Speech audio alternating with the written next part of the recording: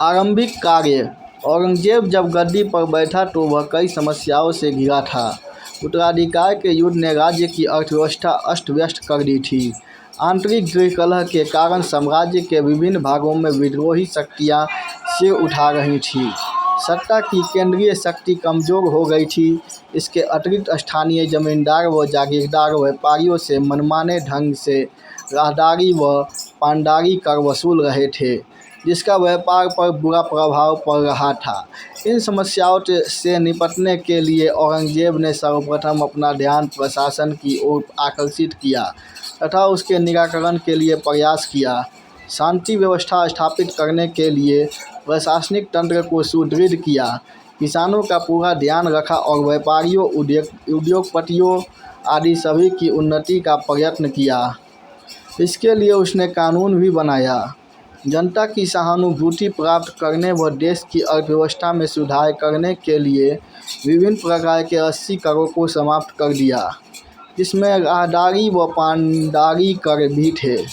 राहदारी परिवहन कर तथा पानदारी चुंगी कर था। राहदारी कर सड़कों, घाटों तथा साम्राज्य की सीमाओं पर माल का 10% वसूल किया था। पानदारी कर चुंगी कर आगरा, दिल्ली, लाहौर, बुरहानपुर जैसे बड़े नगरों में उन खाद्य पदार्थों पर ली जाती थी जो बाहर से मंगाया जाता था। इन करों को हटाने से अनाज साम्राज्य के एक भाग से दूसरे भाग से आसानी से पहुंचने लगा तथा वस्तुओं का मूल्य भी कम हो गया। इसके अतिरिक्त औरंगजेब ने अबवाब, भूमि कर व चुंगी कर के अतिरिक्त कर भी बंद किया। उसने मद्यपान, जुआ तथा वेश्यावृत्ति को भी निषिद्ध कर दिया।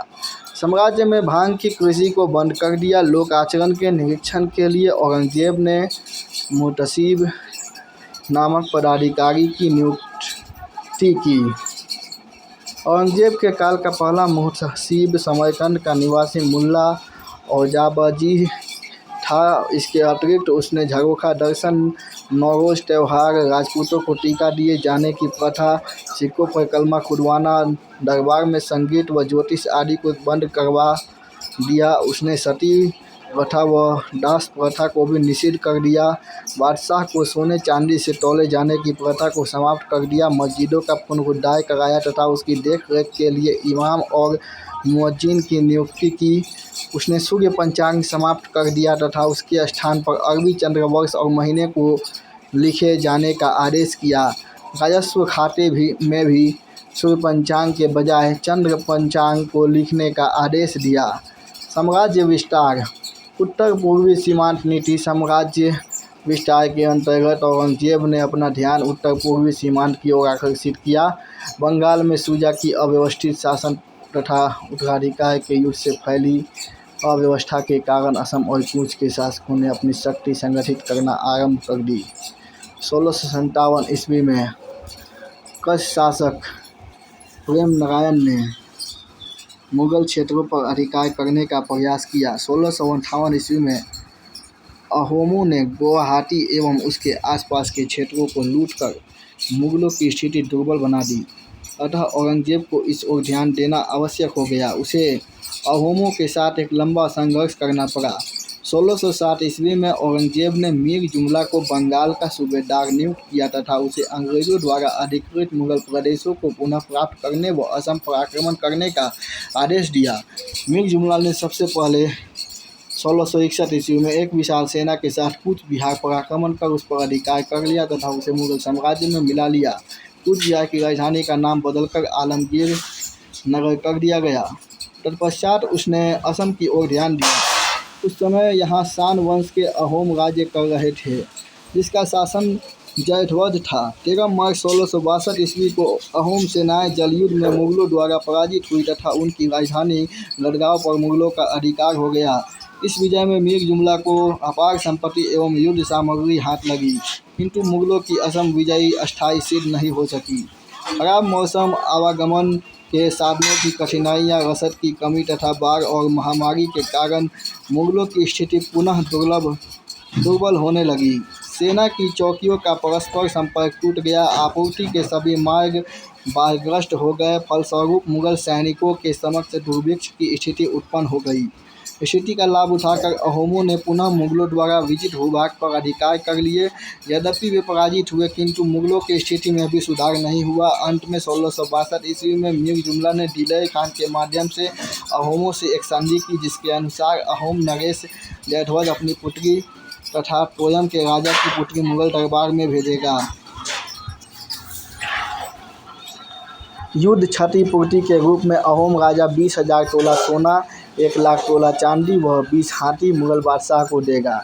जब तक युद्ध की क्षति पूर्ण रूप से चुकाई न जाए, तब तक बुढ़ा गुहैन गैगौनिया पुखन तथा बरपत्र पुखन के पुत्र मीर जुमला के पास बंधक रहेंगे।